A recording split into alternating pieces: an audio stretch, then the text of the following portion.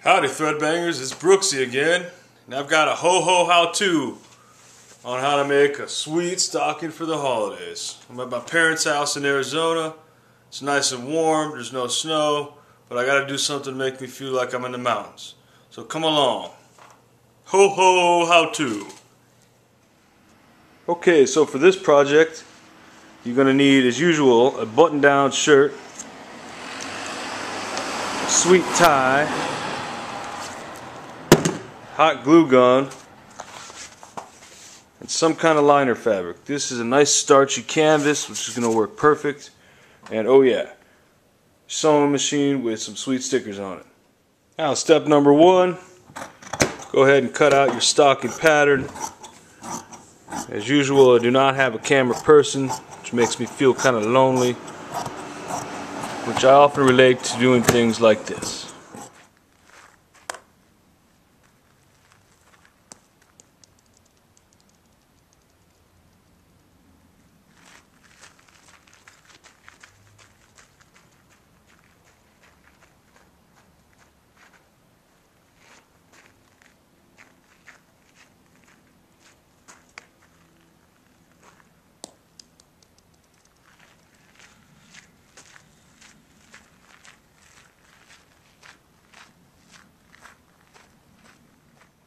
Alright, as such.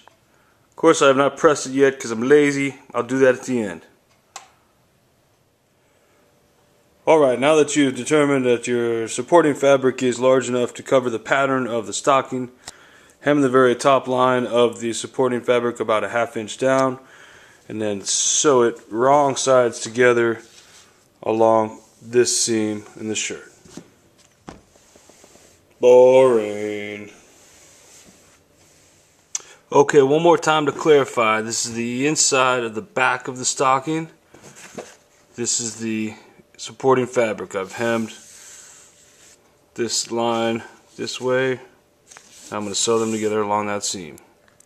Pin it. Pinned.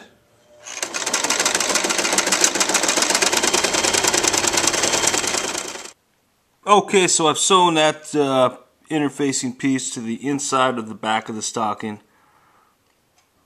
Yeah. And next I flip the front side over to the back side. So we'll have right sides together here, and then the red interfacing fabric will be on the back. Now pin around the edges, then you can cut the red fabric around the pattern itself after you pin. Okay, so I pinned it, trimmed it, and sewed it all the way around. Now I'm going to cut a little bit closer to trim the whole stocking. Once again, no camera person, which makes me feel kind of like... Ring! Hello? Yeah, is Brooksy there? Yeah, this is him. Hey, Brooksy, what's happening? Oh, not much, just watching Glee. Right on. Well, hey, you want to go get some coffee? Sure. Alright, I neatly trimmed it around all the edges. Now simply turn it right side out. Alright, after it's right side out, this is what you will have. And you will notice that it does kind of curl up at the edges. But all you need to do is press that. Boring. And that'll work.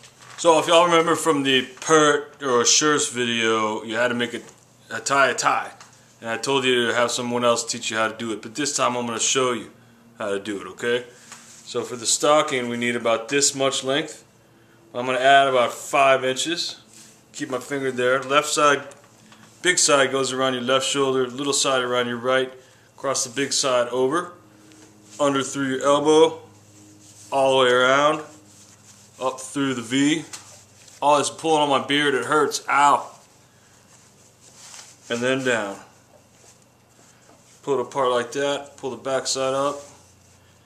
Alright, so what I did is put the tie under the collar, set it down, tighten it up to the neck there. This is a great shirt because it's got the buttons there. If it doesn't have the buttons, just go ahead and hot glue that down. Also, what you're going to have down here is a little extra. Just feel free to go ahead and chop that off. Next, with your hot glue gun, pull both edges of the tie up. Run a bead down the center to about right there. Set the first part of your tie down. Then run another bead all the way down the center of this tie. Set it down on there. And basically that's it. Okay, 2 more steps. Very simple. 0 length zigzag stitch to create a hole for the hook down the center of the back collar. And lastly, make a label, hot glued over the other labels. Grandma is who this stocking is for. Can't wait to bring it to her this weekend. And besides that, thanks again, DIYers, thread bangers out there. Keep it up. Have a happy holidays from me to you and yours, and look forward to seeing what you can bring me. Love your show.